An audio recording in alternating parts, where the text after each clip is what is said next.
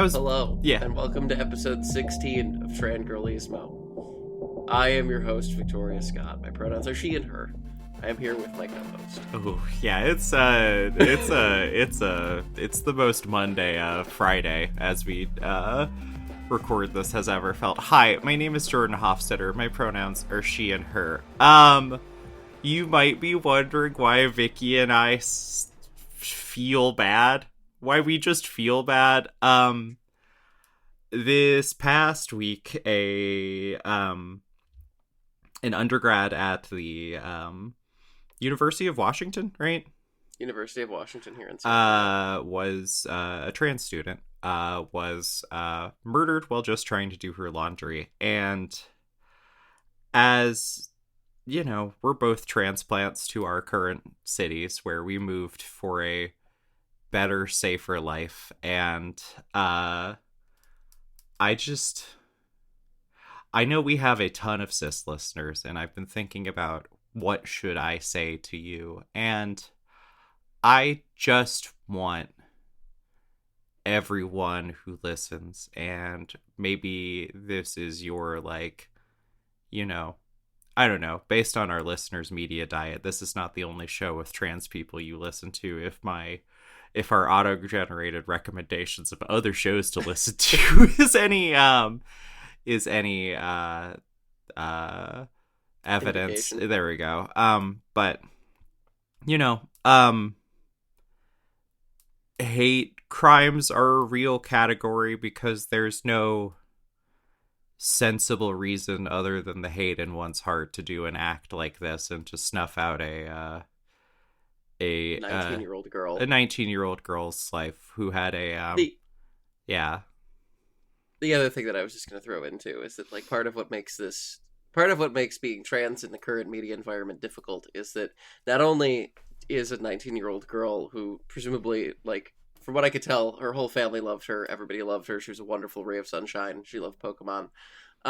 Like, not only is she gone, partially because, our current society makes violence against trans people acceptable, but then I have to, and every trans person has to go through every article about her death and watch them degender her or pretend that it was, in some way, maybe it wasn't as valuable, her life wasn't as valuable as other people's because she was trans, or try to remove her identity as a factor, while at the same time, running on the page opposite, they're talking about, whether detransitioning kids is actually a good strategy because, like, now, Texas has got a detransition wing in their children's hospital in Houston. And, I was a source this week for a great article that Gwen Howerton did about trans people fleeing Texas, a thing that Jordan and I both did. And there's just, like, there are these massive social pressures going on right now that can kill us, that don't get treated the same way as it would for any other group of people. And it's the systemic devaluation of our lives on top of the fact that we keep getting, like, killed that really is what makes it difficult to, like, find out about this girl, read these articles that treat her like, like just some nameless, like, random victim that, nobody, it's just depersonalizing, and because it's so consistent, even in places that are supposed to be safe, like here in my home of Seattle, it just drives me insane. And I think there's going to be a lot of litigation in the coming weeks as to whether or not this was, truly hits the definition of a hate crime, or whether Texas is really all that bad for trans people. And the thing is like, if you're cisgender and you're listening, the main thing that I would say is please just listen to us when we talk about it. Generally speaking, like, trans people who have lived with the discrimination of having been in Texas or having seen their siblings get murdered for the whole time that they're out, generally have some insight that cis people don't. And so instead of litigating whether or not we are grieving or having anxiety about the dangers of our lives correctly, just maybe, like, listen to us. That's all I got, Jordan. Yeah, that's all it needs to be said, because it feels like this is the weird culmination of a couple of weeks of me watching a bunch of my friends get told that they are complaining about issues too loud for cis comfort. And I feel like this is lest I try. I am more of a. I love you to death, Victoria. I'm more of a positive person usually overall. That's But true. like Yes, you are. it's just been it's just been one of those weeks that really goes to show that no matter who you are, if you were trans of any sort, that is going to color every little bit of your life and also every little bit of your death. If you are so caught up in a news cycle and a tragedy, and So yeah, rest in peace to Juniper Blessing. yeah, she. The vigil will be after this episode Yeah. or before this episode comes out, but She truly it's I'm not a huge believer in nominative determinism, but by all accounts she was a blessing to everyone she knew, and that's the way she should be remembered. all right, well, there we've You want to done it. talk We've had about one cars, episode that dog? we've had an episode that starts as a complete downer, so now we are really truly in the Everyone, take a moment, push the glasses up, just touch your eyes, just go to the shapes place for a second, it'll be fine. We can reset. and also, like, genuinely, I think the thing that I would say to trans people is like, I struggle with this constantly, so I'm saying this is a reminder to people who are listening, and myself in equal amounts, but like, you should let yourself mourn when things that are horrible happen to our community. I feel like because we get heckled constantly that we're not mourning, or not like being politically proactive enough, or not like being the correct kind of sad, or anxious, or posting incorrect or whatever, that we all hyper scrutinize ourselves and we're like, well, it's not productive to be sad. At least I do that. No, you should just like be sad. Go to vigils if somebody that in your community dies. Like, it's sometimes feeling sad is the point. It comes free with you being human. Yeah. Here's the thing. I've got a segue now. And we can get back into trying to have fun despite it all, because so here's the thing. I don't really like America very much. I don't know if you know this, Jordan. Not a big fan of the government, Victoria. Yeah. I think the crimes of this guilty land can never be purged. No. But I have good news, which is that if you also hate America, we might not have to deal with it much longer. You should go to the bank right now and take out all of your oil immediately. Hurry, because the banks are going to run out of oil. Yeah. Just go to the bank. I know we have a lot of fun here and joke about consumer advice. Actual consumer advice. If you need engine oil for the next... Victoria, you just want to throw 12 months. If you need engine oil, you think you need an oil change in the next year and a half? Go buy your oil fucking right now. Oh God. Especially if you use a lighter weight oil. Because here's the thing, right? It's like, and again, this is you VW perverts are fucked. I'm just taking my glasses off. Yeah. For the next several minutes as I go to the shapes place, because in the same vein that being a trans person requires you to be politically active and aware, in order to navigate like being alive in the most basic forms in this country. Yeah. Being a car enthusiast increasingly means that you have to become a petrochemicals and geopolitics expert. So there was somebody who made a post on Twitter where they were like, I own an oil change place and all the banks are out of oil. Go to the bank and take out all your oil right now. And I was like, that's not true. This is just some guy on X.com, the everything app, who's got entrepreneur brain. So I was like, well, I'm going to do some digging. And it turned out what I had to first learn, was, Jordan, do you know what a base oil is?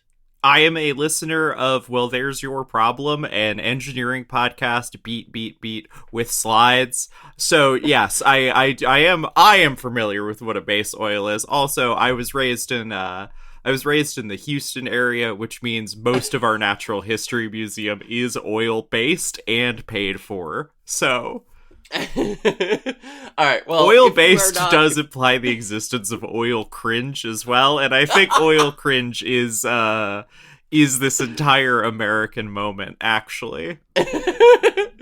Well, so first, in order for people who are not aware of what a base oil is, first we have to ask, what is oil?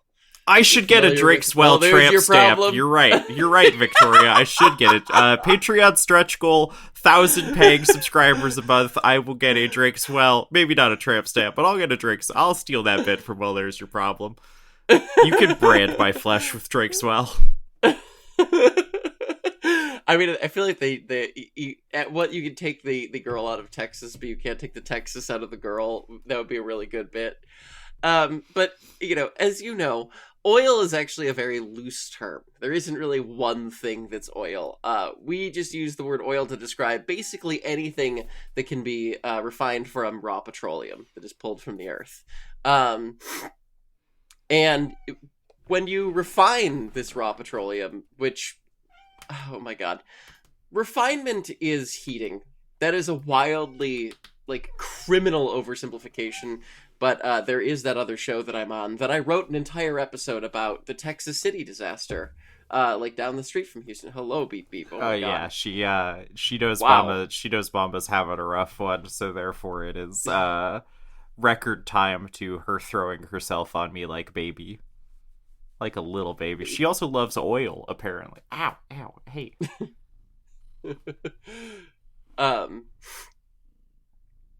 Yeah, so basically heat it. That's not entirely true, but watch the Texas City disaster episode of Well, There's Your Problem that I wrote about oil refining to know how this actually works.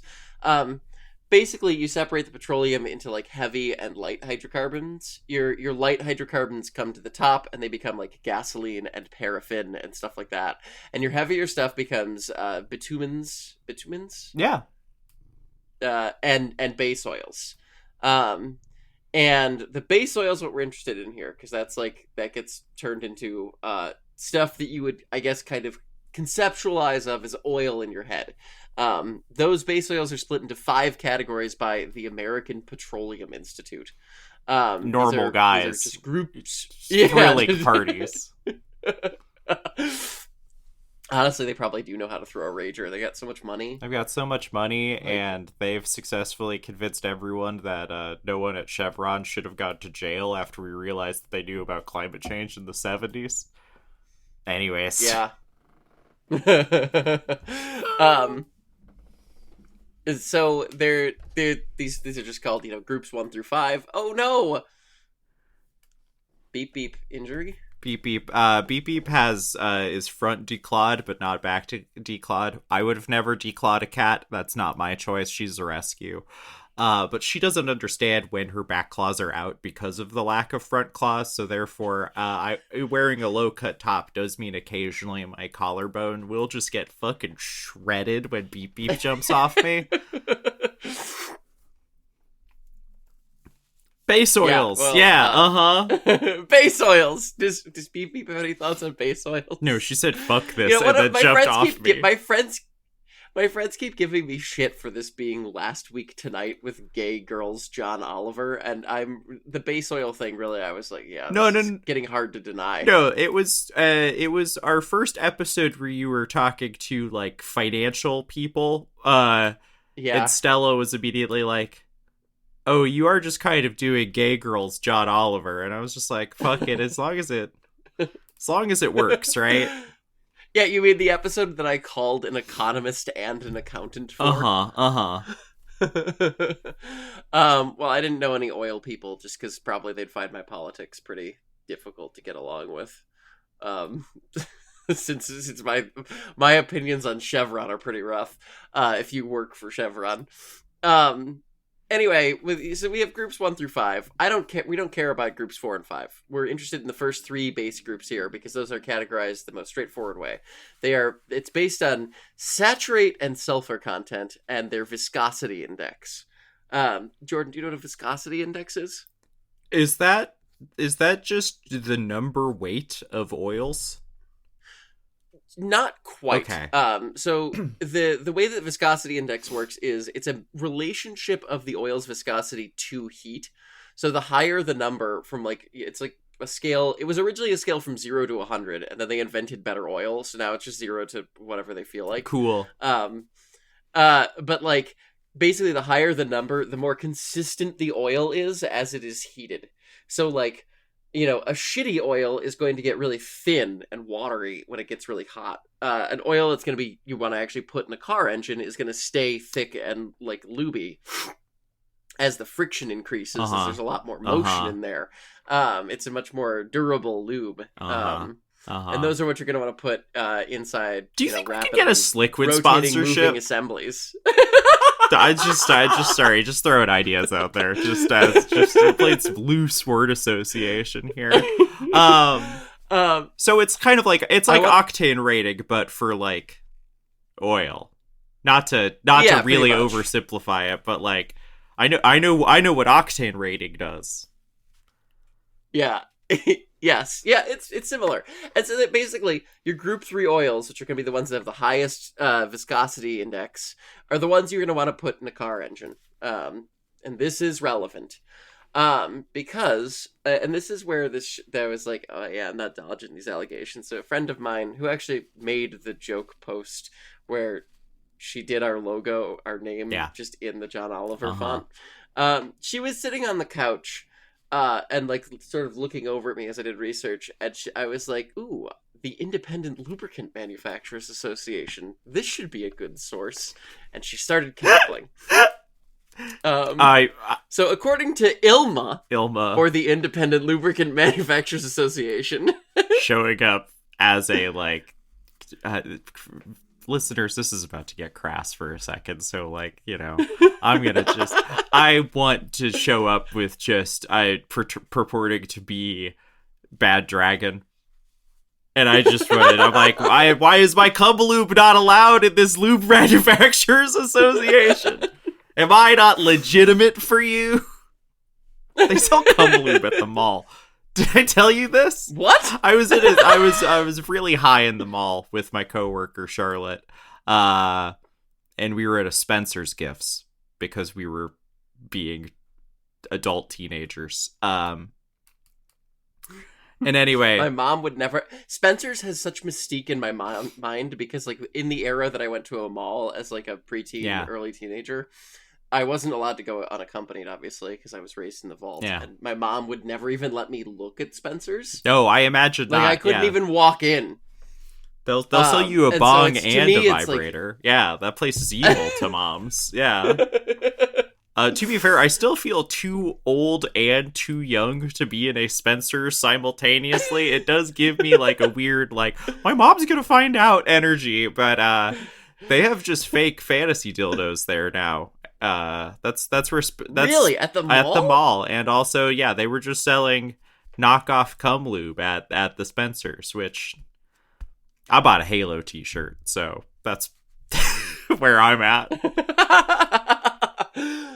I can't imagine going to the mall to buy cum lube. Like, I am pretty open about, like, you know, having sexuality, being interested in things. But the idea of taking a trip specifically to the mall and walking out with cum lube is a little bit too much. Well, you're going to Auntie Anne's, you're maybe hitting up the Cinnabon. If you're me, you're for sure going to Lush, because you know what? Listeners, your girl smells good and soft all the time. But yeah, no, the mall is a wonderland. Smashing a Cinnabon into the grill of the Mustang to try to... You gotta eat something, buddy. You're gonna die in here. Holding a device in my hand that starts clicking when I hold it near Jordan. It's my white woman detector. Oh, yeah, absolutely. Love of Lush. Yeah, absolutely. Uh-huh. Anyway, now Ilma does not deal with cum lube. That would be a different base oil. Yes, I did that as you took a sip of Monster. I was trying to see if we could cover the widest emotional range possible in this episode. But Ilma does deal with groups 1 through 5 base oils. And so 44% of the U.S. supplies of Group 3 base oils, according to ILMA, come from the Persian Gulf. Now, you might be familiar with the Persian Gulf from that place in the news. Currently, that oil is basically stuck To make matters worse, according to ILMA, 30,000 barrels per day of Group 3 base oils used in the U.S. come from a single Shell gas-to-liquid plant in Qatar. They got yoinked by a Shahed in February. It's going to take at least until 2027 to get it back online. Granted, they had to shut the whole thing down. It was only half destroyed. They have like 2 units. Oh, cool. So presumably there's like some output it can make, but it's still going to take a year to get that back to full capacity. I was reading on Shell's website, and this is like the crown jewel of their gas to liquid operations in the whole world. So this was a very, once again, around running up the scoreboard with like, $4 billion gas to liquid, crown jewel of Shell refining plant in Qatar, $30,000 Shahed, just ramming, junkyard Toyota Corollas into Rolls Royces all day long. I don't want to hand it to the Ayatollah. Comma butt. You don't have to Comma butt. It's pretty funny, dog. And every single stop oil protester on Earth versus one Shahed drone. And on top of this, it actually all gets even worse. As of January this year, 55% of our Group 3 base oils came via the Middle East, so higher than historical average.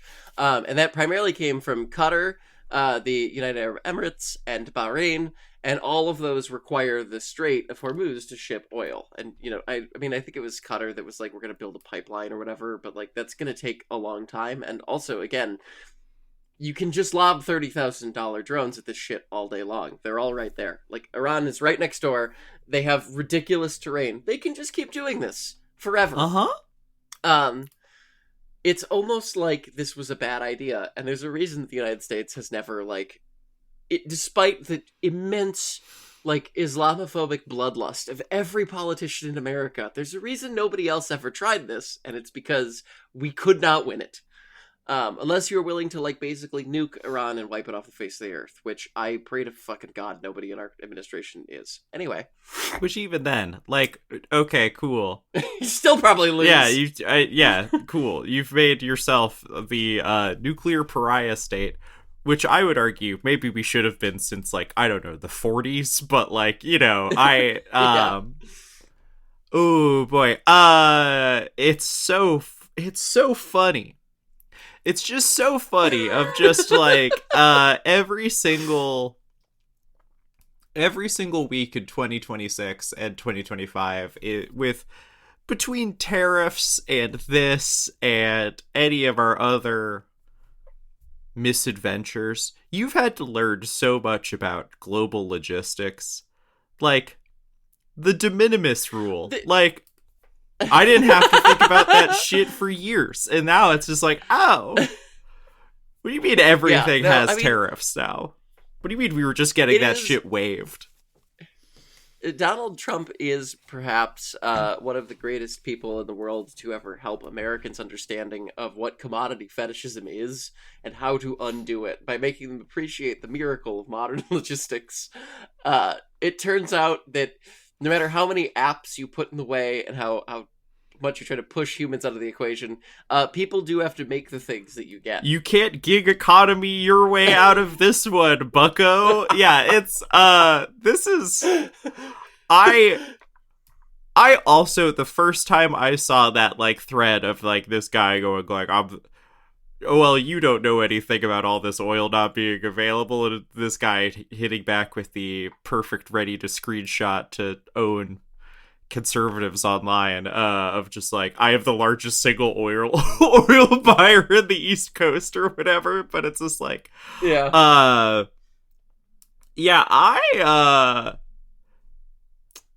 maybe it's bad to have one crown jewel plant where we could do this. Not arguing for more oil infrastructure, but it's one of those things where you just go oh, we just build so many things hoping that none of this bullshit happens, and then when it happens, we just don't have an answer. That's cool. That's really cool. Do you remember the pandemic?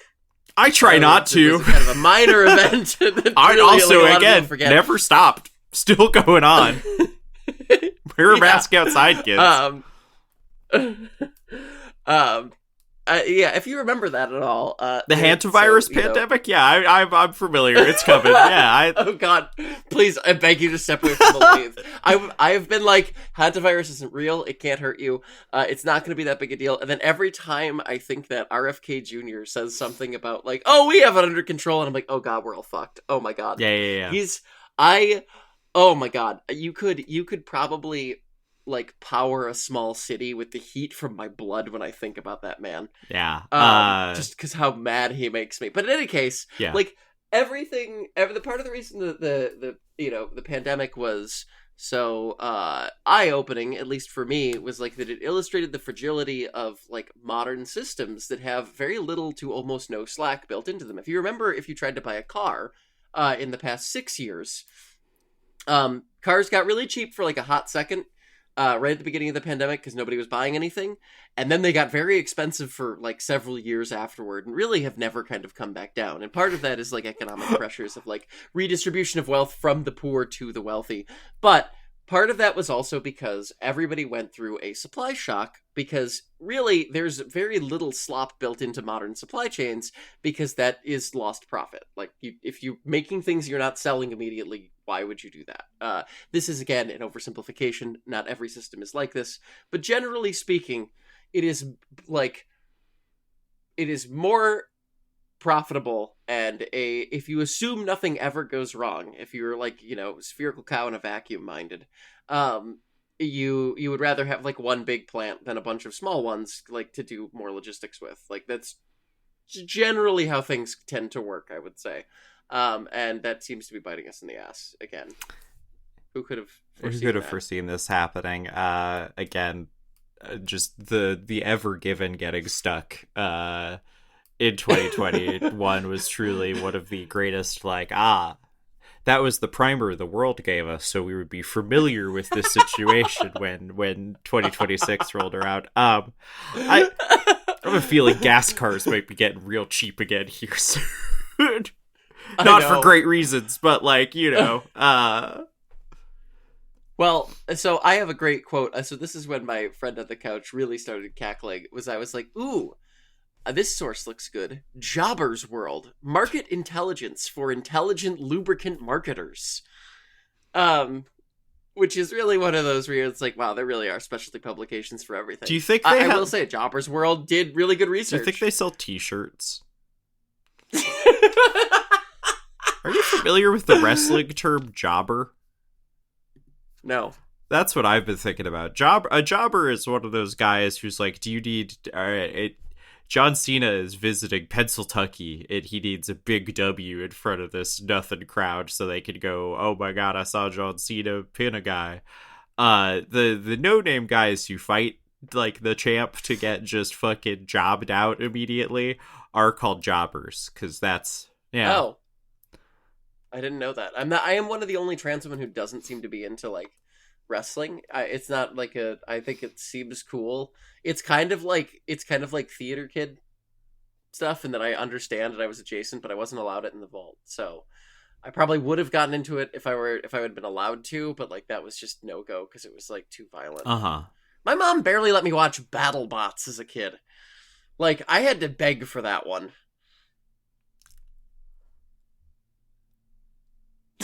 I actually don't know what I actually didn't know what to say because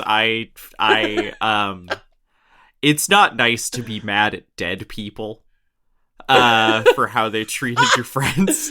No, you can be mad at my dead mom. I am mad at your dead mom. I think that lady sucked. Sorry. Oh God, I just every now and then I'm like, oh, you turned out so cool for someone so sheltered. Anyway, according to Jobber's World, market intelligence for intelligent lubricant marketers, in contrast to Group 1 and 2, Group 3 pricing is rising in a less predictable manner, driven primarily by severe tightening of availability. Unless you have strong contacts for Group 3, you're not gonna find it, one blender reported, a sentiment widely echoed across the industry. End quote. according to ILMA, they expect the U.S. base oil market, especially for Group 3, to remain under sustained pressure until at least 2027. And again, that assumes everything was fixed tomorrow, which it's probably not going to. There's like J.P. Morgan put out that thing where they were like, we expect the oil market to return to normal at the beginning of June. We'll assume June 1st for simplicity. I think where they're trying to get it from that is like the political pressure will hit a point that Trump will come to his senses and stop doing this and accept whatever terms the Iranians ask for. But I think the thing is that like, one, even if Trump were rational, which like his brain is melted every time he speaks, the Israelis also like are part of this. Iran wants them to stop striking Lebanon, and they won't do that. So like that is already a difficult situation if you are a rabid Republican and you're like, well, aid to Israel is kind of like the third rail of our like platform and has been for what 30-40 years at this point. I don't even fucking know. 60 years. So it's outside of like so there's that part outside of his control, and also again he's losing his mind. And I think again, so much of like the modern world is you shouldn't need like. The average person shouldn't need to know, like, that this one crown jewel plant in Qatar is how they get to put 0W16 in their new Toyota. Because, like, those are what I'm seeing shortages. That's what, like, there's Toyota service bulletins that, like, lightweight oils that require, like, intensive refinement because they are so chemically advanced, which happens to be, like, a lot of modern turbo cars require that to function. That's where you're going to see shortages. And then we might be able to do, like, substitutes. I know that, like, Ilma was talking about a consortium of oil manufacturers were going to GM to talk about, like, hey, can we, like, do substitutes and still get, like, whatever the GM certification is for oils. So, like, it is impossible to say how much of this you see immediately. It probably means that like things will just cost more money. Things will be harder to find. You might not be able to just like things might not magically appear. And like everybody's life is so stressful in the US that they shouldn't really need to think about this, but also at the same time like the modern world kind of this isn't really a sustainable way to run things anyway. So I don't know. It's I think where I'm really at is here, let's just put it like this. Ilma CEO Holly Alfano noted to CNBC in an article that was very good, but clearly had an editor on it who was like, we got to put like a spin on this. And so it's all about like supercars. And it's like, this impacts more than like supercar owners. Do you not understand how car oil works? And the rest of the article was written from a perspective where they did. It's just like the first paragraph where the hook is. I was like, oh yeah, that's a dipshit editor who got in there. And was like, oh yeah, we got to change this. Because most of Americans' Group 3 oils that don't come from the Gulf come from South Korea. They get all of their input crude from the Persian Gulf. So she noted that, quote, these dynamics are placing nearly 3/4 of U.S. Group 3 imports under stress. She added that, compounding the risk, we are entering hurricane season. Even a single storm impacting the Gulf Coast could take out 30 to 40% of U.S. Group 2 capacity and an additional 10% of Group 3. I like the sirens in the background of my recording right now. That really just, like... This is just... I mean, like... It's just one of those things where it's like you cannot like build a world this fragile with this little like fallback capacity and then it just be like assume the spherical cow is happy in the vacuum. It's forever. Really fucking sick how no one learned anything from 2020. It's really fucking incredible how no one learned a single goddamn thing. And this isn't even like it takes a long time for these like really entrenched systems to pivot. Like, no, it's been 6 years. Like, I know. And granted, this isn't like another like act of God, quote unquote thing. This is like we saw a hornet's nest, and President Deals decided to put both hands on it and just shake it. And now we're all getting stoned because President Deals has the wasp's nest still. Well, and, like, South Korea's stopped doing a bunch of their oil exports because they're trying to preserve... Like, this is just absolutely walloping the entire world. And so, like, if you were asking me, like, hey, Vicki, if you were going to, like, try to decarbonize the Earth, would you, just stop oil overnight from the Persian Gulf, I'd probably be like, no, because this will cause a lot of harm. But I mean, maybe this will like, maybe we can fix the hurricane problem by destroying the oil market. Who Donald knows? Trump is the greatest political accelerationist we have ever seen, and I don't think it's a good thing. I think this is. You better start believing accelerationism. I think it's like I think this is like, wow, the accelerationists did have some points. I just still think you're all fucking assholes. Like, you're all horrid pricks, Yeah. but you've got a point. I mean, yeah, like it is also one of those things where it's like, you know, accelerationism only works if you think other people aren't real and their deaths don't matter. But also at a certain point, your hand is just forced, and you're like, well, shit. I mean, at this point, your best hope is to keep your foot down because we might make it over the bridge out. If you hit the brakes now, we're just going to go directly off the canyon, Wile E. Coyote style. Anyway, I just wanted to make a note here. Shout out to the guy on Bimmer Post's F80 specific forum who saw this shit coming literally over a month ago. He apparently, I don't know who this, like, I don't know, like, what this guy, oh, sorry, not F8, F30. I always screw up which ones are which. It's the like 2012 to 2015 3 series. This post is from Tejas 1836 on what day was this on? March 31st. And he was like, hey, go to the store. They're going to run out of oil. You should stock up on oil right now. I guess he would just like was in the oil industry and was actually reading Jobber's World. Because like this has like this feels again like the pandemic in the kind of way where it's like CNBC is like, this might mess up supercar or oil owner changes and nobody else will be affected. And every specialist publication is like, oh my God, the sky is falling and it's on fire. It's like how... Okay. No, I was just like, this is the amount of like weird websites you have to go to get the action. It's one of those things where I'm just like, maybe mainstream media is bad. I don't know. I try to like maybe I took too many journalism and RTF classes, but I'm like, no, you know what? The news, you know, like Walter Cronkite, the news, you know, like a shared reality, and then it's just like, oh no, get that shit out of here. You gotta go to Bibberfor and talk to Tejas 1836, and you know a fucking Whataburger cup is in that cup holder of that BMW at all fucking times. That guy is. I'm guessing San Antonio or like Austin suburbs.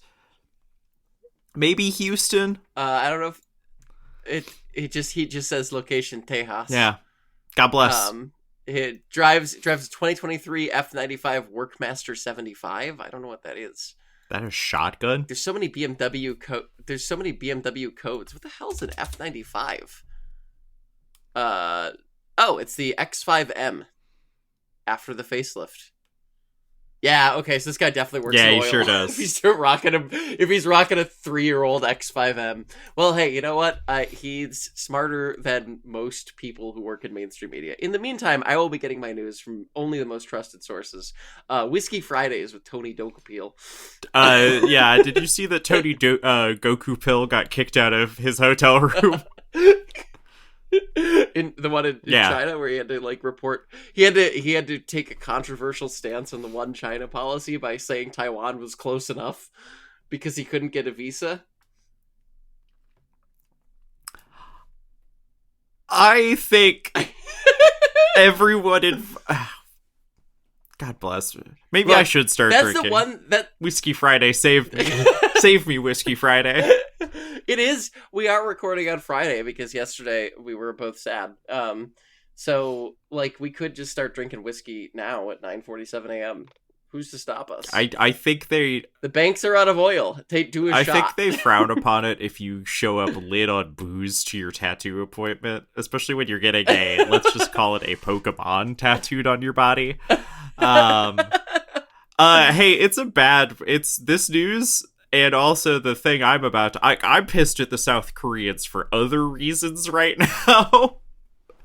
But it really does feel like victim blaming that I'm mad at these South Koreans. Yeah, what? Victoria, we fucked up the EV market so fucking bad. So remember how last week I teased that we might have a new car? Yes, I So do. Stella and I tried to go lease an Ioniq 6 because we were trying to Oh, replace the Sentra. We would like another sedan. Um, the Ioniq 6 is Ioniq nice. 6 is pretty, The too. 6 is pretty. It's rear wheel drive. It's fun. Like Porsche benchmarked it for the like their EVs in terms of like driver engagement and everything. So like, Yeah. we don't want to cross over. The lease rates are really great. Anyways, so we reach out about leasing one because there's a 2025 on the dealer lot at our local Hyundai dealership. Note, I did say 2025. That will become important later.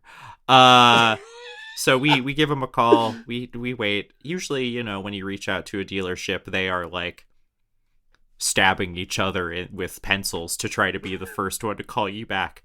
I should have known Yeah. something was wrong when it took 2 days and some more prodding to get them to call us. That's not good. No one wants to No work one wants to anymore. work anymore. No one wants to lease EVs anymore, which that's more true. Hyundai told us get fucked because I had apparently completely missed or forgotten that they're just not bringing the 2026 updated Ioniq 6 to the US. I actually also, because you texted me about this. Uh-huh. So I had a sneak preview because you were like, I'm going to just complain about America destroying the EV market.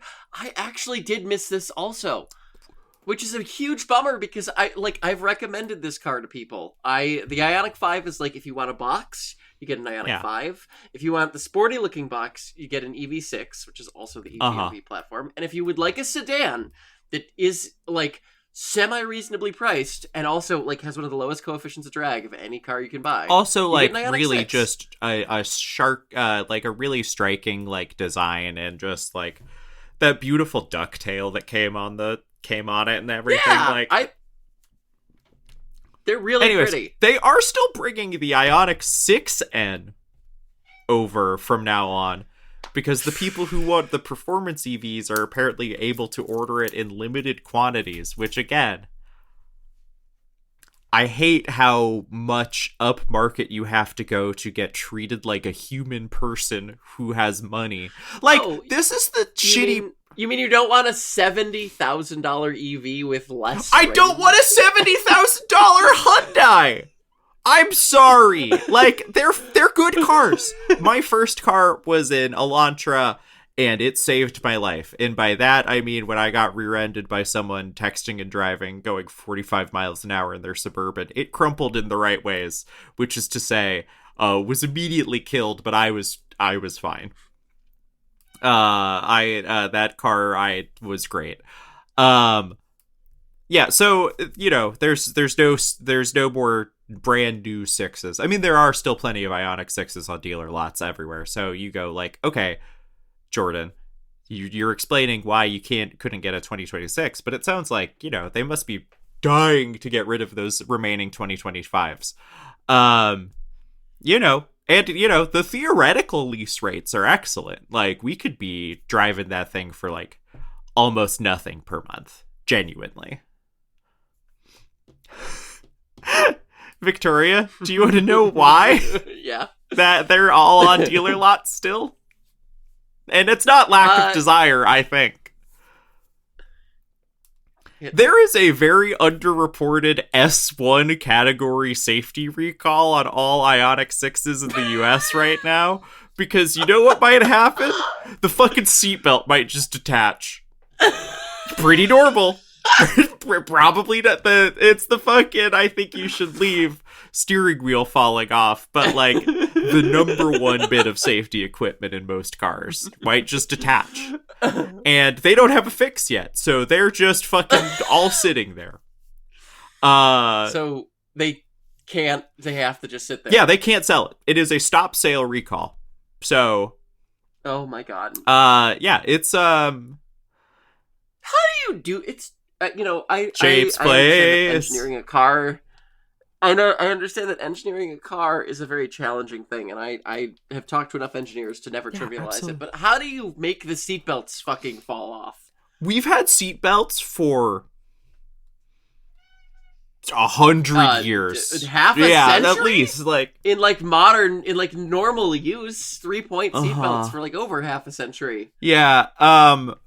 This then ended with the Hyundai guys really trying to get my wife to say yes to a 5, um the box, So, I mean, which I they're kind they're of cool, but cool. like they drive really boring, and they're not really a car person to Yeah, me at you all. have to, and you have to get the N if you want the cars person, but again, then you're in the And then you're paying $70,000 $70,000. fucking Hyundai category, and that's not good. Also, I recognize this is going to be probably wildly unpopular with listeners, so I apologize, but I don't really understand the point of performance EVs at all. They're like, I think I just don't like. Again, this sort of plays into my whole like I'm no longer kind of wowed by superlatives with cars. It's cool that Hyundai has made a 5,000 pound box go from 0 to 60 in 3 seconds or whatever, and that it has drift mode but like I don't know. Drifting without clutch kicking just sounds kind of like too much of a simulacra of like a thing I really enjoy for me to get into I it. can get that. I get the performance EV thing just because I think that it is a category that we are going to have to explore to maintain enthusiasm going forward. But also like I feel like a lot of you've just got to make it good to drive. And Yeah. is if your base model isn't good to drive, like the 5 apparently is. I haven't driven one yet, so we'll see. We might get browbeaten to fucking test driving the crossover, the tall little hatch. Well, I mean, what you had a note in here about other options. Oh yeah, our other options even... are genuinely if we want a sedan. Let's just walk through sedans in order from most reasonable price wise to like the least reasonable. Like I guess the option that every stupid buyer's guide online would tell you is the Tesla Model 3. But hey, would you believe it that the 2 trans women don't want a fucking Tesla? Especially not a brand new Tesla that we were leasing from the fucking shitbag himself. Like, and unless Car is willing to send me like 500 of those "I bought this before Elon killed himself" stickers to just sticker bomb the entire thing, like I don't think I could rock with that. Also, they I mean, apparently they drive better now, but every pre like 2025 Model 3 I've ever been in rides like shit. I would rather it's like a Conestoga wagon. I would rather, yeah. There was that Ford Fusion with the ruined shocks that I talked about being in the back of. That was still more comfortable than being in the back of a Tesla Model 3, and that's yeah. Tesla. They're just hateful to be inside. Okay, so next step up, Ioniq 6, because all of the Polestars are too expensive or they're all crossovers now. Yeah. All right, who do we have left making sedans? We're looking at the stupid BMW i4, which is a way more expensive lease, but it seems like to be the only like reasonable analog, because I don't think I'm missing any other, like, you know, it's i4 being the basest of all of these EV sedans. Yeah. And then immediately... I've never driven an i4. I haven't driven the new... It's been so many years since I've been in a 3 or 4 series. I will say, every BMW I've been in that's modern, I think the steering is just a crime. I don't think you're going to have, like, a fun time in an i4, but it's probably just, like, a sedan. Yeah. Like, I'm sure the drivetrain is great. The way modern BMW has been since, like, I would say the 2016 M2 is the cutoff for me, because that car is literally perfect. Again, I need to find out who designed the steering on that car and send them a bouquet, because it's like wonderful. the greatest modern sports car. But everything I've driven after that is like it's really numb, and the drivetrain is really fun. So I imagine the drivetrain is really fun, and it feels like you're kind of driving through marmalade or something, where it's just sort of like this weird sort of friction that doesn't really have any feedback. Yeah, and like again, Stella and I are coming from a Nissan Sentra as our shared car, and that's what this would be replacing. So like, I'm a little bit more forgiving of how, but like that's why we wanted the Ioniq 6, right? Is because that is the one that is like Porsche benchmarked the Taycan off of like the performance Taycans off how the Ioniq 6 drove. Yeah, well, and I was gonna say like you could get a Leaf, but that's an SUV now. The Leaf is an SUV now. The Juke that's coming out is an SUV now. We're pessimistic about none of the Toyota or Subaru EVs are not either crossovers or just heinous pieces of work. The Honda, I mean, the Bolt isn't really a hatchback anymore either. That's they've made them all SUVs. If you want a sedan, it's the choices are brutal. If we wanted, you could get a Lucid Air. That was next on like it's like all right, it's like all right, what's the lease rate on a Audi e-tron or whatever? Because at least that saying that we're e-tron drivers feels like that. I have enough fondness for the old Audi LMP1 cars that saying e-tron feels kind of cool. But yeah, and then it's like, oh, okay, so you don't want to give Elon Musk? All right.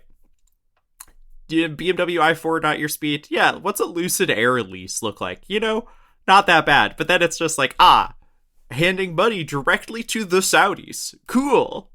Also feels great. I will say those cars are really Of course they are. They're $100,000. They should be really nice, Victoria. That's fair. They also still have like a ton of bugs where like the keys don't work a lot of the time. Yeah, I bet. But keys don't work. Really nice.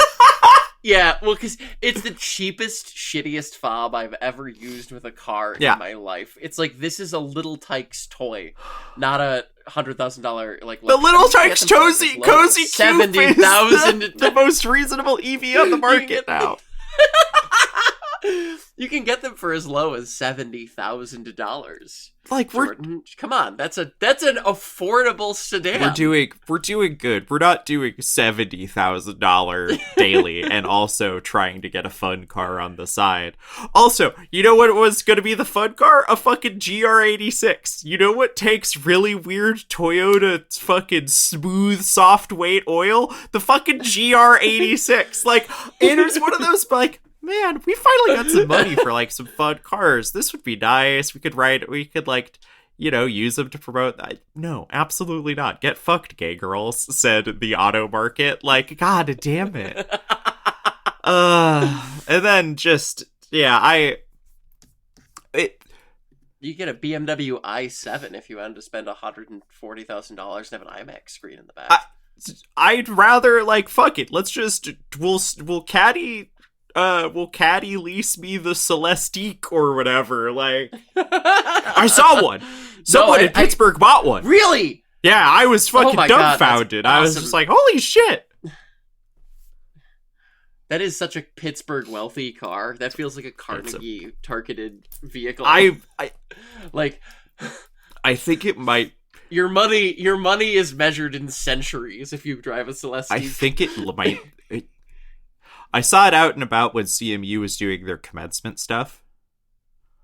I think it might be the chancellor of CMU's car. I think. Which, you know. Yeah, that's worth ancient money.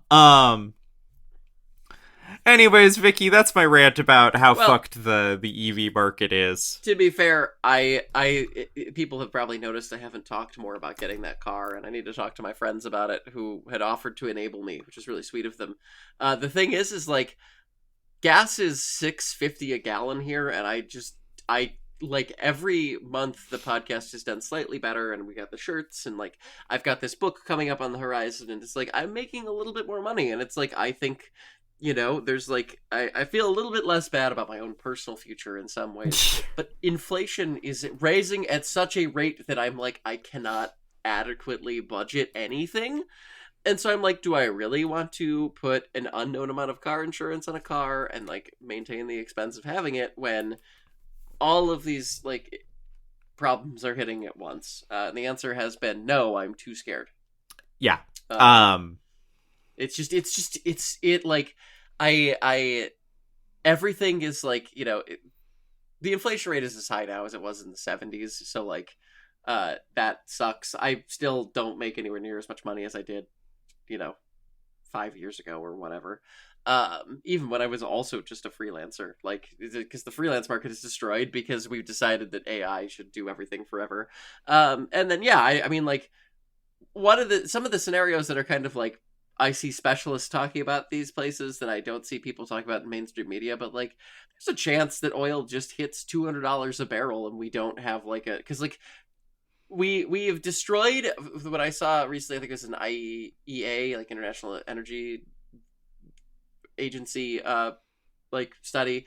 We've destroyed like, I think somewhere between 7 and 9% of global oil supply, and that it is no longer accessible.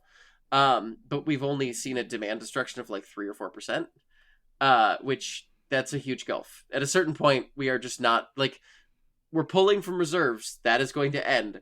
The oil is going to stay locked behind the strait. There's not going to be a way to get it. And like, we are going to have, like, it's just going to become like, we're going to hit the sharp part of the supply and demand graph. Like, not to be an economist about it, but it's very difficult to predict anything, and the market sucks. I was told this was the most efficient system for allocating resources, and I'm thinking people lied to I me. think we might have been misled. Also, just you reminded me through all this that like,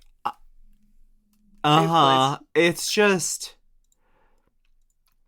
when we are dealing with so much, and you know what, like, gas itself has gone down in Pittsburgh. I don't know why, but gas went down like 10 cents in Pittsburgh. But it's still just like, that's not reassuring enough to say, well, now we're getting good, because that's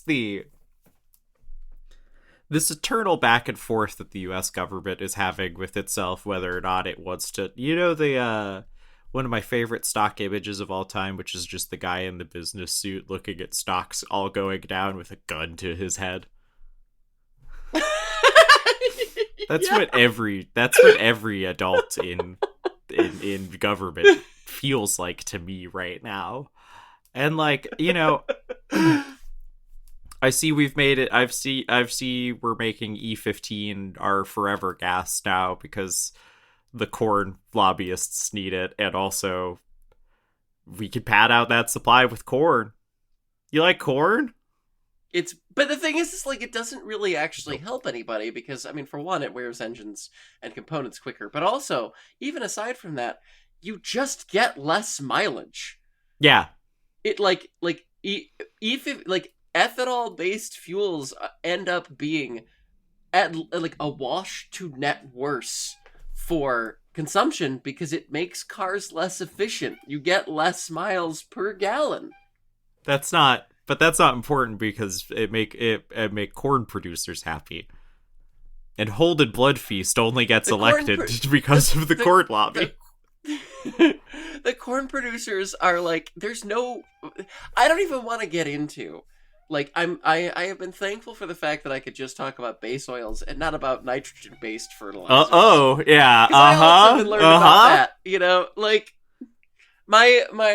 it was my wonderful, lovely wife Antigone's birthday this week, and her mom got her a like vegetable planter, partially because we were like, partially because my wife has a green thumb and wanted to like grow some stuff, and like she loves taking care of plants.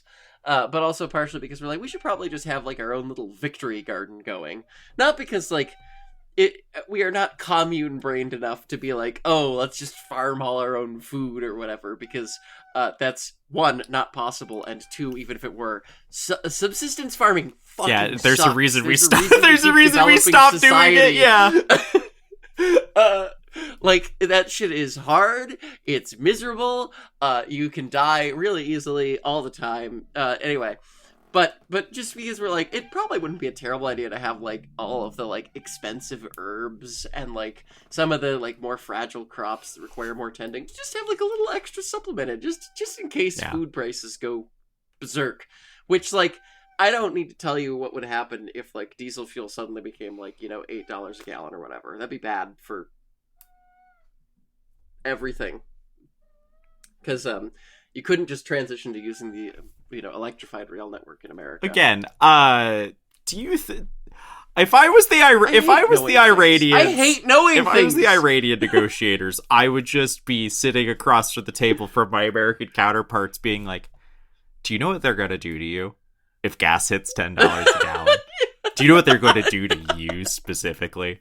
Because, like, your name's in the paper if you're a negotiator. Like, you know what they're going to do to you specifically. And it's just like, and then you have to go back to President Deals. It's like, hey, man, we just got to fucking take this. And then it's just like, but I'm thinking about my ballroom right now. So we're going to just not worry about this. I'm shifting into ballroom mode. And that's why you can't buy a car. And that's why you can't buy a car. That's why you can't buy it.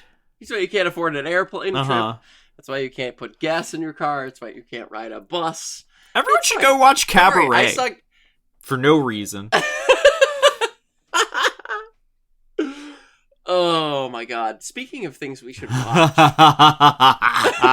I put this in here as a beautiful little digestif of a story. Because I mean the Ionic stuff is not like, look, we have a car that works. It's not like a great need, but like Carvana or whoever we sell this Sentra to, stop listening. It did one very scary electronics thing in front of me, and I'm like, car's haunted. Nissan's haunted. Hit 45,000 miles, Nissan's haunted. Gotta get the fuck out of this thing. The CVT has gotten noticeably a little slower, and I go, we gotta get the fuck out of here. Because, like, one, I don't think Nissan's gonna be, like, a real company here in a year and a half, but, like, Victoria, we're fans, question mark, of the Fast and Furious franchise here. Oh my god, that's such a complicated question to ask like me. I said it, and then I actually had to like sit with it and go like, if I like 1, 2, 3,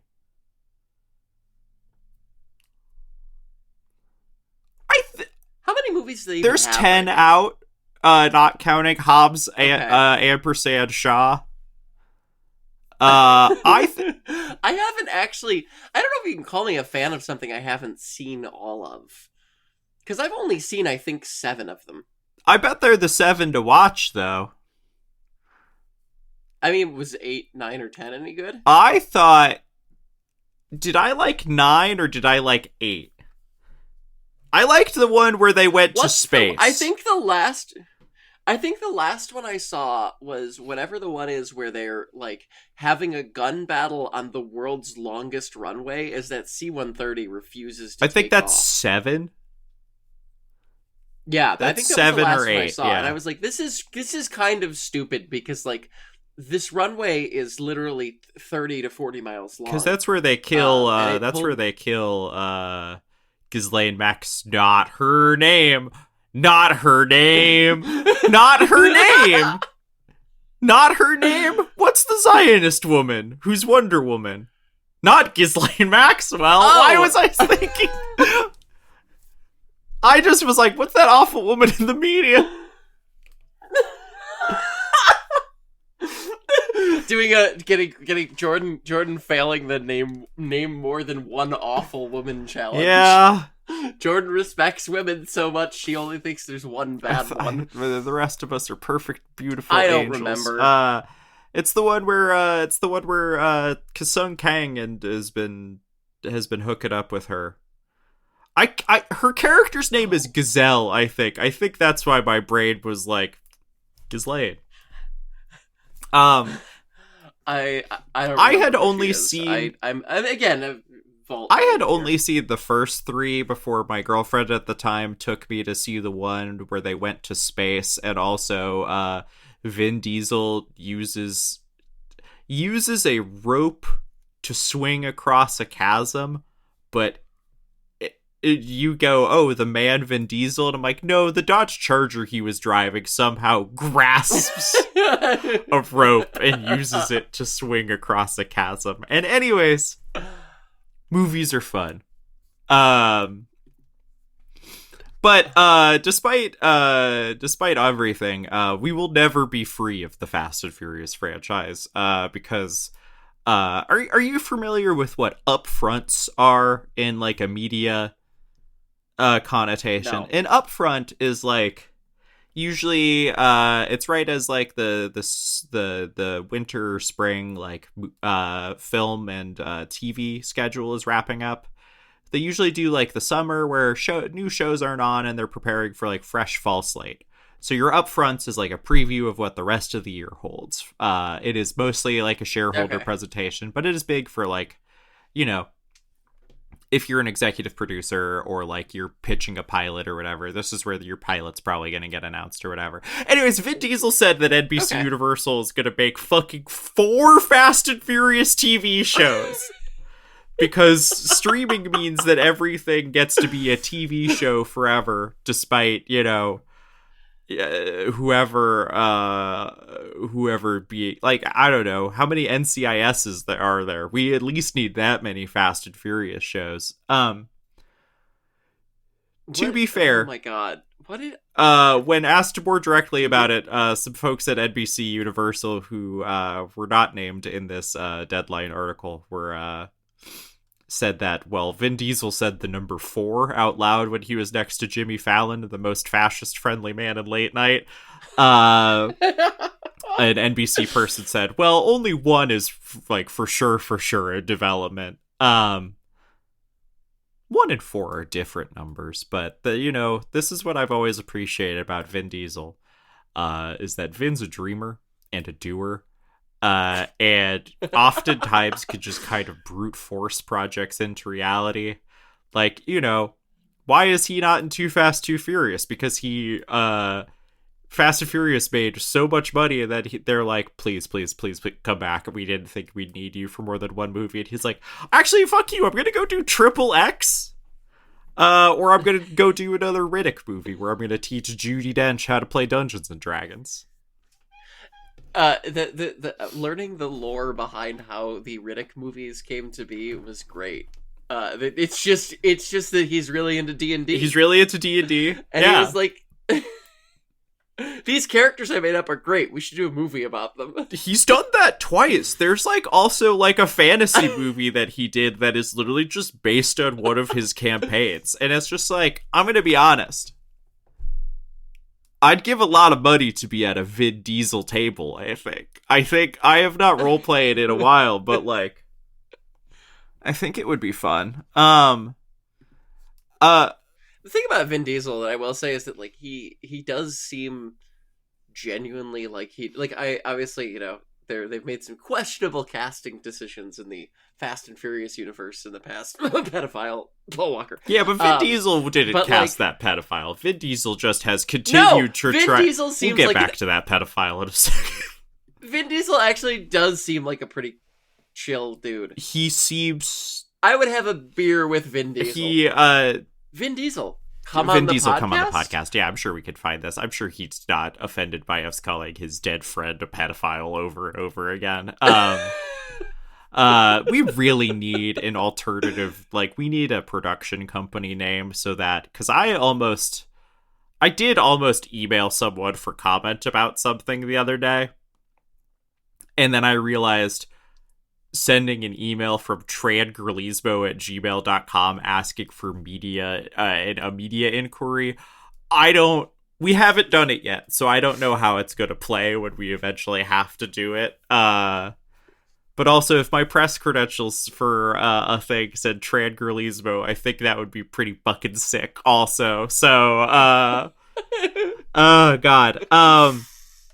But But yeah, we've been kind of in a fallow period for the Fast and Furious franchise. It's kind of been sitting idle. Get it? Get it? Get it? Idle. Victoria. Yeah, yeah. Okay, I'll take that. I'll take closing it on your location. With that's hammer. fine. That's fine. Finally, the last movie came out in 2023, and it just kind of fizzled. Like, it still did. I don't think it lost a ton of money, but like after the meteoric like miracle run that the franchise had been on since it did its soft reboot with like the fourth one, which the fourth one's ampersand. The first one is and the fourth one's Fast ampersand Furious. So I fucked that up when we did the name for the commentary episode. But like it looks like we regret the error. It looks like the 11th movie is finally happening, which is supposed to wrap up the main story of the Fast saga. I'm throwing air quotes around a lot of things that Vin Diesel likes to say about his franchise that he has Lazarus twice back into life now. But yeah, they're fun movies. It's just such an odd cultural artifact that I do wonder if it is purely like if this next one's going to do it at all, and if these TV shows happen, because like there's no real reason why the last one shouldn't have worked just like the other ones, other than they introduced Jason Momoa, and Jason Momoa kind of like kills franchises. Really? Yeah, I mean, like, are you aware that the first Aquaman movie made more than $1 billion? And yet, when they tried to do a second Aquaman movie, it made so little money that it was part of the reason that they wrapped up the Snyder DC universe and gave everything to James Gunn. No. Yeah. I didn't know this. I the last time I was really in on like, actually, this is kind of funny. The last superhero movie I saw in a theater, I was bored as shit, and I saw Captain Marvel. Yeah. in a theater, like, oh god, I don't even know how long. Not to be this flavor of white woman, but I was there seated for the first Marvel movies. I was so excited for all of them because I couldn't believe that they were making it work. And then the Avengers movie happened, the first one, like back in 2012 or whatever. Yeah. And I'm like, oh my god, they really did it. They did all these origin movies, and then they got together and they made it happen. I hope I'll never read anything about Joss Whedon ever again. And I was done. I was done with Marvel movies 14 years ago, and yet they have continued. And then, like, you know, the last superhero movie I watched was the most recent Superman, and it was really good. I am here for a radically hopeful. Yeah. Oh shit! Yeah, it's good. It was good. I love Superman kills Netanyahu, the movie. Yeah. Uh-huh. Yeah, that was the. I did see that one. I forgot about it. I saw it in IMAX, which was a really good movie for that.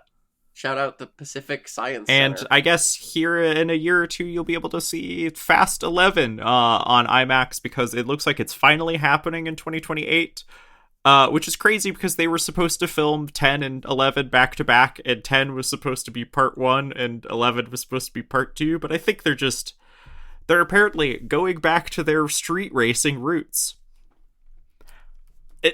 I don't know, but the real kicker is I found it's a Screen Rant article, so we'll see how real it is. But they're looking to bring Paul Walker back for the last one because, well, we know Paul Walker's dead. In universe, Paul Walker's still alive. He just retired. That's not the one thing I will give the franchise is that it did actually, like, they did the whole like drive away scene where he's got the white Supra and he kind of peels off from the group and it's like this tearful thing, and it is like my complaints with Paul Walker, as a person aside, it was a very nice memorial to a Yeah. dead man that was a very influential part of the franchise. And doing this is just disgusting, I think. I think disgusting It's is the word not I'm looking for. great. I mean, we've been in the era of CG homoculi, CGI necromancy of dead actors for a couple years now, but like, I think It doesn't ever get better.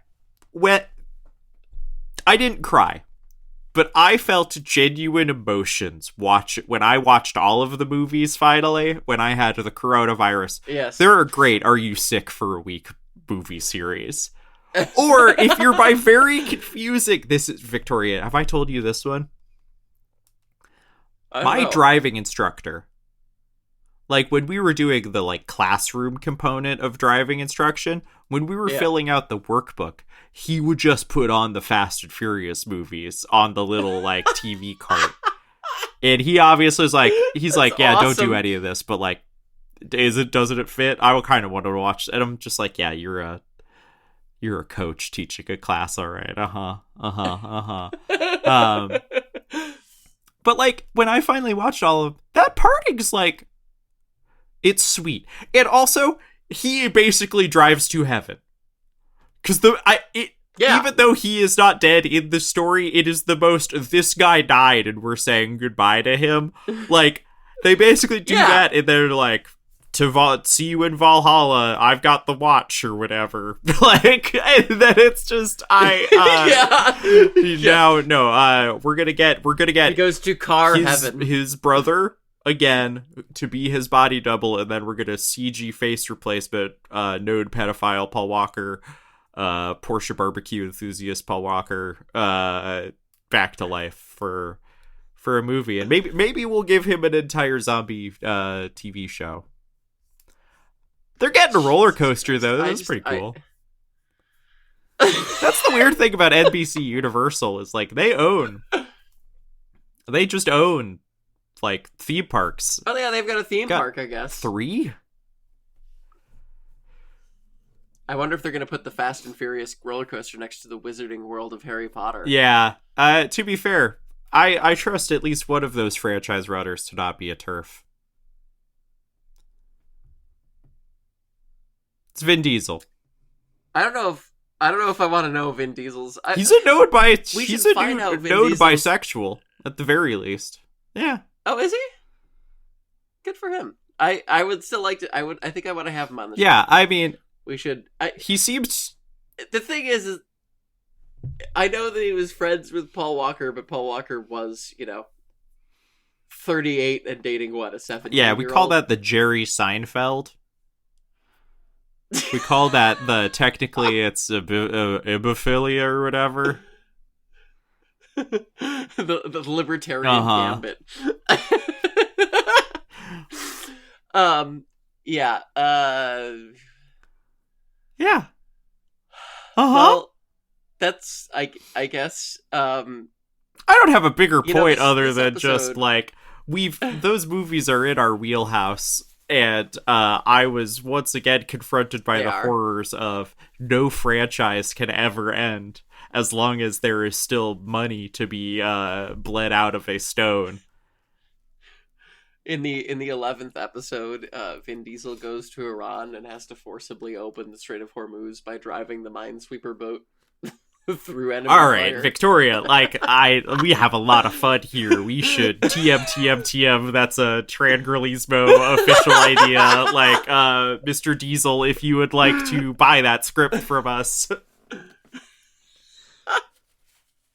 It has to end with Vin Diesel being like converted to realize that America is the great Satan, and actually we should be forced to suffer for our actions. I think he was already fake evil for a movie, though, if I remember correctly. So I think I am not familiar with the Vin Diesel cinematic universe. The VDU. I will say I was gonna obviously this episode has been a ridiculous downer. I did see a good movie this week. It's not car related, but it's trans related. Is that still close enough to make it on the show? Because I also watched a good movie for another podcast, but I watched Hard Target. So, that's not about being trans or anything. That's just a John Woo film.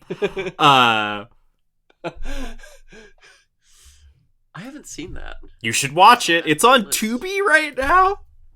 So I watched it with ads on Tubi. The Tubi's got it. Tubi's got that. Tubi's got Driven. Ooh, real piece of shit on Tubi.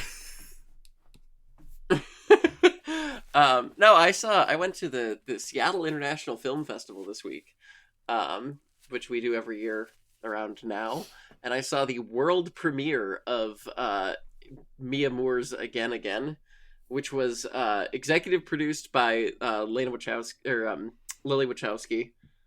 I think it's Lily Wachowski. It was written, directed, acted. Main actress was by Mia Moore, who's a trans lady. It was I think 90% of the speaking roles in it were trans people. The theater I went to see it in, which was the SIF Uptown in Queen Anne in Seattle, was 80% trans people by volume. It was filmed in Aberdeen.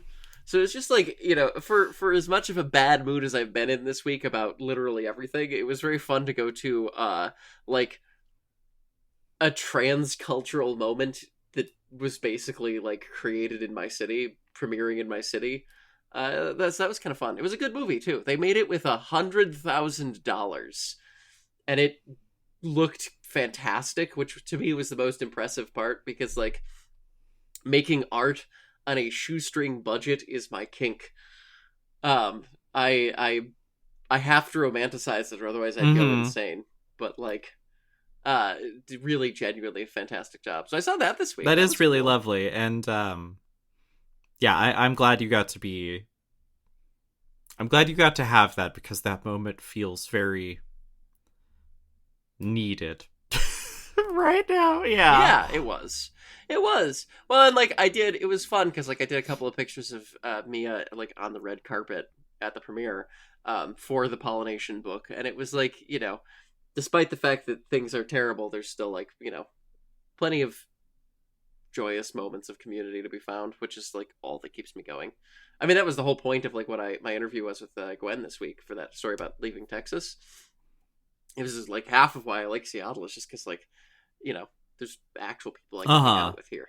It's I go to Cal Anderson on a Friday night and it's full of trans people who are having a good time, having dinner together, playing frisbee. It's just it's nice to be able to have that as a grounding after how bad everything is. So yeah, I have been putting that energy towards the photo gallery. Submissions will be closed by the time this episode comes out. But yeah, I putting that together, and we've got some great submissions already, and I'm very, very happy that we, even if can I submit to that as a non-Yinzer absolutely but has good Pittsburgh absolutely photos? phobia of the Bun Lilith show. Phobia is submitting. I'm letting some former Yinzers or just people I know who have visited Pittsburgh submit. I had assumed you were submitting, not that you have to, but I wasn't sure. I didn't know if it counted because I never lived in. I mean, I lived in your avowed enemy. I was in the suburb of Cleveland for but that's you've seen the majesty of Pittsburgh, so you will be at look at Pittsburgh. Cleveland and Pittsburgh having a rivalry, as somebody who grew up in Cleveland and really likes Pittsburgh, is kind of like that Mad Men meme where it's I feel so bad for you. I don't think about you at all. Yeah, it's genuinely I much love to the people of Cleveland, but Cleveland is not at all as well recovered from the systemic collapse of all American industry as Pittsburgh. And does. I don't even think Pittsburgh recovered good. Pittsburgh has, I don't even think Pittsburgh recovered good. I just think enough of the robber barons parked all of their cash here when they died that it kind of gave us a get out of. We were once the wealthiest city in the Western Hemisphere. And then we went bankrupt less than 100 years later. And I think you could feel that in the everything about Pittsburgh. Yeah. No, it's great. Well then, cool. I will be sending my submissions. Victoria, Do you want to read out our Yes. $15 a month shout out to your folks? Oh yeah, I just wanted. Yeah, absolutely. I will do that as soon as I pull it up. You would think I'd have it up at this point in the episode every week, but it still always catches me off guard, despite the fact we've been doing this I for mean, I months. get caught off. I did want to Yes. throw out one thing Uh-huh. right now. I am currently wearing a Oh shit, yeah. t-shirt Uh-huh. that I picked up yesterday from shout out Ink Knife Press here in Seattle. M did an incredible job on these. They look really fantastic. good. Yeah. Um, the women's fit is the literal most flattering T-shirt I own instantly. Like I have tried to find T-shirts that make my tits look this good before, and I've never succeeded. I can't speak to the unisex ones, but they're at least comfy. I can tell you that much. So I will be packing those. Hopefully, all of the months. We're recording on Friday. I'm hopefully doing that by Sunday, and I'm hoping by the time you hear this episode, they will be either mailed to you or soon to be mailed to you, depending on like how many I can get through, because there are quite a few to pack up. People who ordered prints from me, that will be probably a little bit longer because flat shipping a 13 by 19 print is takes a while to box up. And I have to ship them separately, so you'll probably get shirts first, then prints. But anyway, I just wanted to say that because seriously, Antigone put on one of these shirts, and like she actually had like her boobs done, and it's ridiculous. It's like a cartoon. It's so good. Anyway, I was going to read out the names now. Yeah, let's do You it. ready? All right, cool.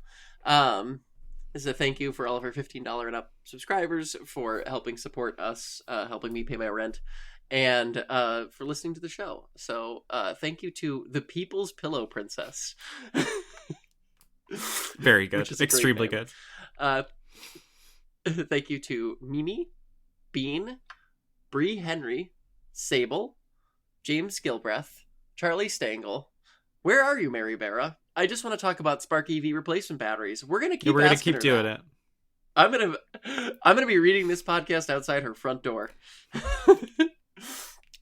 Thank you to Theodora Constantine, John V, Buick, Adam Shepard, Stephen Duckworth, Phelan, Mildly Perturbed, Asherin, Chris Hepner, Jerry at homogameragenda.com, Dexus, Tara Hailstorm, Will, Princess Reese got drunk and fought in a bitch suit. I mean, who among us, really? Me. I have not done that. I certainly can't throw stones here. Well, I certainly can't throw stones here. Emma Alex. My entire life is penance for having once fist bumped Clarence Thomas. That one should stay an inside thought. You paid us money to put that out there. Like, you paid us $15 to. I mean, at least it's penance, right? Yeah. Yeah, I'm gonna try to make you not have to edit the episode really heavily, so I won't say anything else. Thank you to Nathaniel Hubble. Thank you to Saturday's Claire. Wingsmith, molybdenum disulfide connoisseur. I need to actually Google what that is one of these weeks. I don't know what that is. Thank you to penile sparing vaginoplasty. I'm not a man. I'm not a woman. I'm a show pig. I'm not sure. I don't know what a show pig is, but thank you.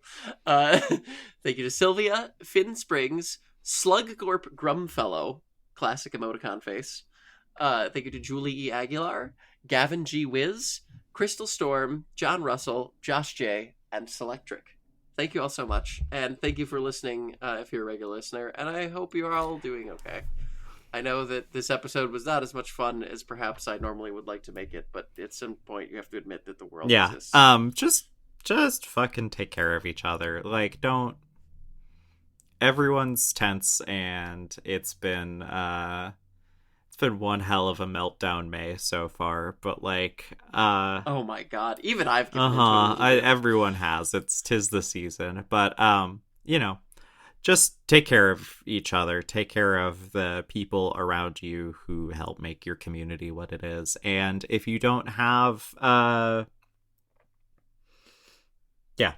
if you don't have someone who's told you that they are proud of you for being yourself lately, let us do that, and we're glad you're here. Yeah, I second that. Anyway, thank you for listening. Bye.